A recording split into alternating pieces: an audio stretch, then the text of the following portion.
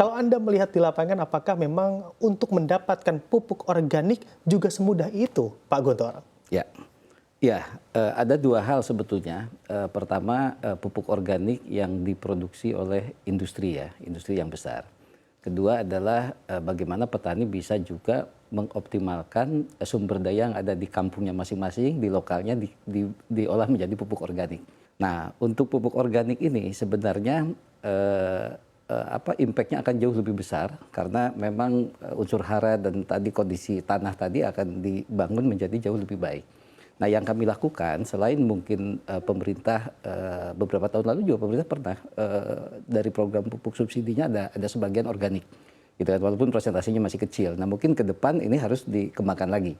Nah, di samping itu para petani juga dilatih mandiri mengolah sampah-sampahnya. Kedua, memang pupuk organik ini akan jauh lebih berkembang kalau yang dikembangkan adalah integrated farming.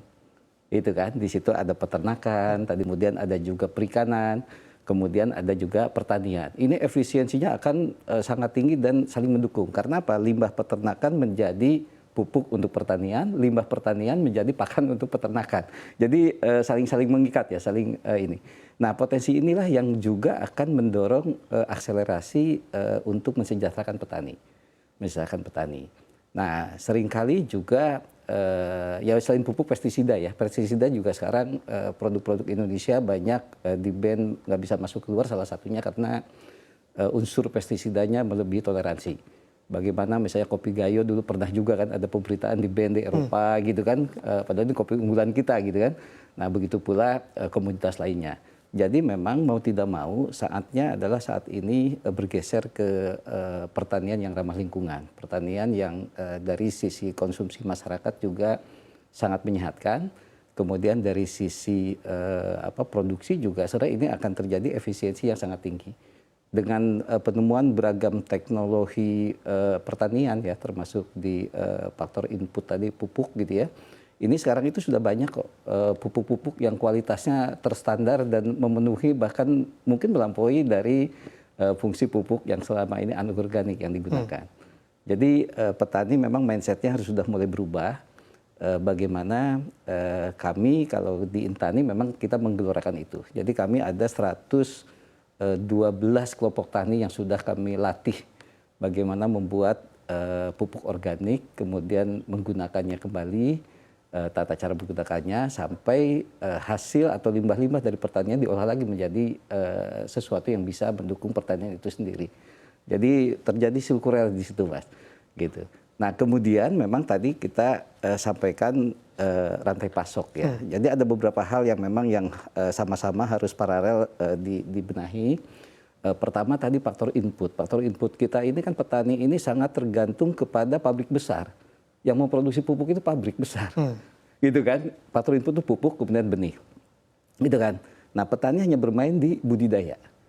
Nah, setelah main di budidaya, memproduksi dia di pasca panen juga banyak nggak terlibat. Nah, ekosistem ini yang sebenarnya harus mulai juga dibangun dengan berbasis pola pembangunan saat ini yang kelihatannya kan basisnya ke desa ya, masyarakat desa yang bisa kembangkan. Nah, kemudian setelah itu pergudangan, gitu. Ini juga harus dikembangkan. Kemudian logistik. Nah, logistik pertanian juga di kita kan belum ada yang khusus, yang spesifik gitu ya. Kenapa logistik kita mahal? Karena seringkali juga truk-truk yang mengangkut padi misalnya dari satu tempat ke gudang gitu ya, atau ke pabrik beras, ketika balik lagi truknya juga kosong. Nah, bagaimana ini diintegrasikan dengan sejumlah komoditas lain sehingga efisiensi transportasi dan logistik itu bisa terjadi. Gitu kan, sehingga ujungnya adalah apa? Harga di petani bisa tinggi, tapi harga di konsumen bisa terjangkau. Tapi yang sangat menarik saat ini karena ketegasan Pak Prabowo ya, dan juga dukungan DPR, kemudian kabinetnya juga berusaha mengimplementasikan apa yang diamanahkannya. Ketika kenaikan harga HPP gabah tidak terdampak ke kenaikan harga beras di eceran. Gitu kan. Artinya apa? Tadi Pak Prof itu udah menyinggung ada, ya mungkin selama ini ada mafia-mafia itu yang bermain di tengah itu, gitu kan. Apalagi ketika impor di stop dulu harganya melonjak, gitu kan.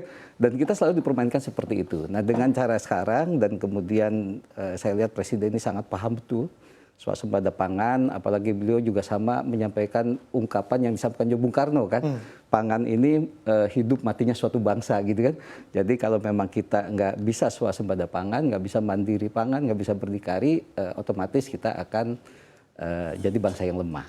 Nah ini juga menjadi isu global dan kita ngalamin sekali kemarin ketika pandemi, 3 tahun pandemi, logistik global terganggu. Ketika kita ketergantungan impornya tinggi juga kan akan repot, gitu.